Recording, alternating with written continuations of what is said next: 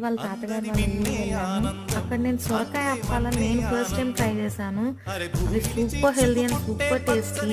With రోటి పచ్చడి తిన్నాము. మా అత్తయ్య వాళ్ళు అప్పట్లో పిండి కూడా రోట్లోనే రుబ్బి తినేవాళ్ళంట. పచ్చడి మాత్రం మిక్సీకి రోలుకి చాలా డిఫరెన్స్ ఉంది.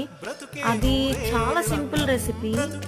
ఇవి సొరకాయ తురిమేసి కొంచెం దానికి తగినట్టు ఆ వాటర్ కన్సిస్టెన్సీ చూసుకొని బియ్య పిండి కలుపుకొని పచ్చిమిర్చి ఆనియన్ కొంచెం జీలకర్ర వేశారనుకుంటా, నాకు సరిగ్గా గుర్తులేదు, అది వాళ్ళ రెసిపీనే.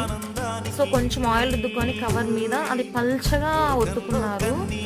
పల్చగా ఒత్తేసి కొంచెం అక్కడక్కడ హోల్స్ పెట్టుకోవచ్చు.